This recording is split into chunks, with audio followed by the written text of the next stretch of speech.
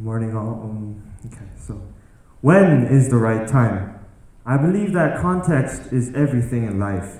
You can be right here but wrong there. You can be early but you can still be too late at the same time. And you can be considered radical, but you can also be considered boring and mundane.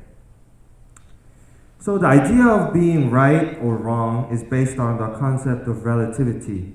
And relativity is the only way to really determine the justifiability of certain actions and thereby allowing us to make the right decisions. And today I'm going to talk about relativity and freedom of expression in the context of jazz language. Just like any form of expression, there are guidelines and limitations.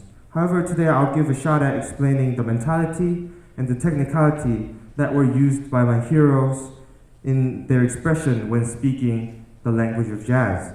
And so when people hear the word jazz, they usually think of elevator music, very polite, moody, gentle, but they don't know much about the rebellious aspect of jazz music, and that's how really jazz got started in the first place. And so today I'm going to address that aspect of jazz. And so in order to talk about being rebellious and being radical, let's leave Kenny G out of the discussion. Charlie Parker, Miles Davis, Bill Evans, and John Coltrane, and Thelonious Monk, and the list goes on. Today, I'll dive into Monk and his unique approach to music. Monk is one of the most identifiable musicians of all time. As soon as you hear Monk play, you can immediately tell that it's Monk playing. So this is one of Monk's composition, Blue Monk. In order to dissect the intentions of Monk, I'll briefly explain to you how jazz is normally played. And so first, the band would play the melody, and the melody is pre-written, as you can see in the chart above. And each instrumentalist will take his turn to improvise, and other musicians simultaneously accompany the soloist based on the chord progression identified in the chart. After different instrumentalists improvise, the band plays the melody all together and finishes off the song. It's very much like a musical debate or a discussion where musicians were able to share their perspectives and ideas on this pre-written music. And improvisation is the vast majority of jazz music. And in fact, it is the identity of jazz music.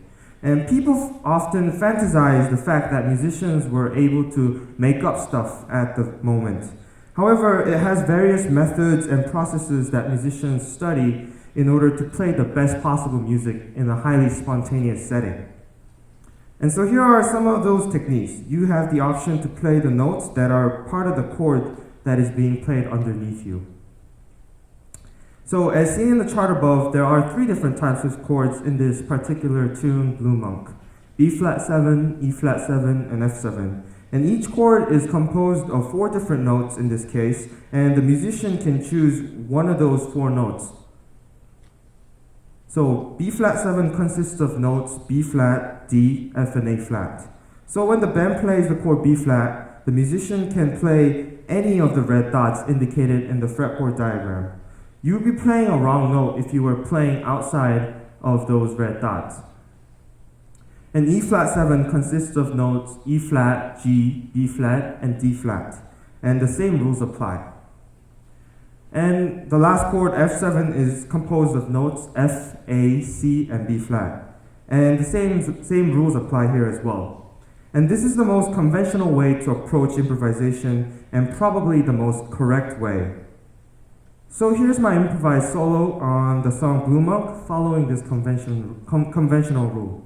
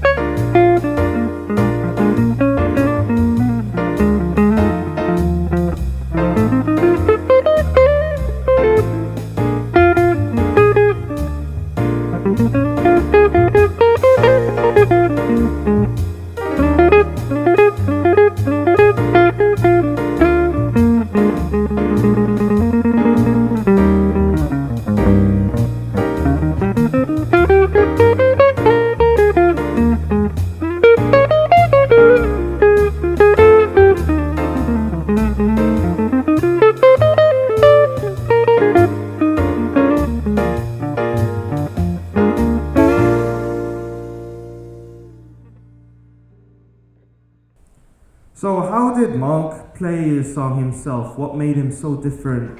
What made him and his performance so unique and new? And so I transcribed a little section of his solo piano performance from his album Alone in San Francisco. Take a listen and you will find a very odd spot in this musical passage.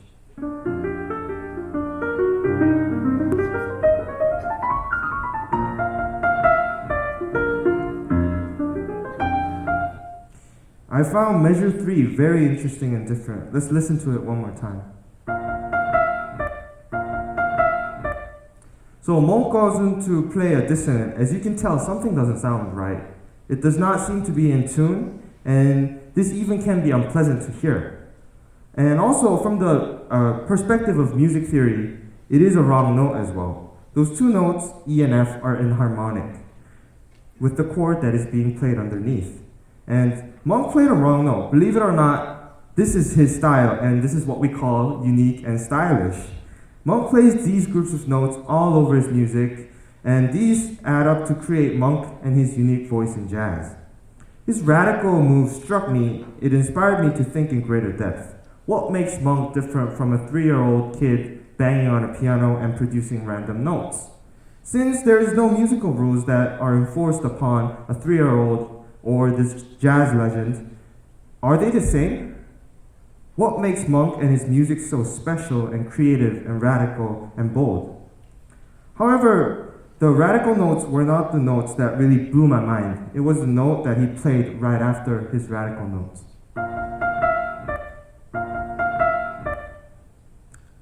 Yes, and so Monk goes on to play a D, and D is the third of the chord B flat, which is considered correct, right, in tune. Monk brought his musical passage back into the guidelines, thereby making every spontaneous move outside the box much more radical and interesting. That really blew my mind. That changed me. And that idea struck me with great power. Monk was able to bring his musical idea outside of the box and safely brought it back in to make his musical sentence valid.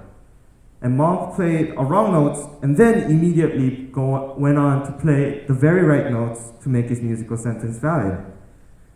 And Monk was being Monk, and then he followed the guidelines and the norms to make his musical sentence valid. I referred to this process as being monked. And so I went back to experiment with this idea myself. Now I can break any guidelines, limitations, and structures that was imposed upon me as long as I brought my ideas back. It was a very liberating moment. All of a sudden, I gained infinite amount of options of expression and the freedom to explore as long as I brought my ideas back to the boundaries of guidelines. So here's a clip of me playing a monked Blue Monk.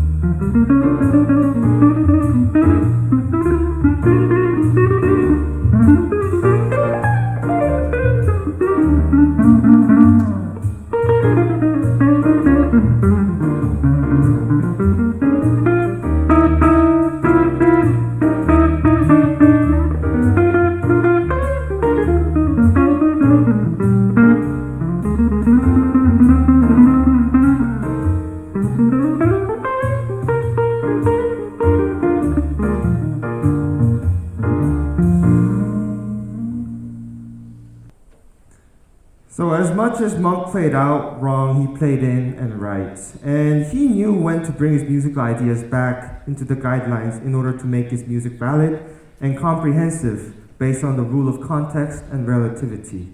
And the ability to bring his ideas back into context made every move outside the convention radical, bold, unique, and engaging.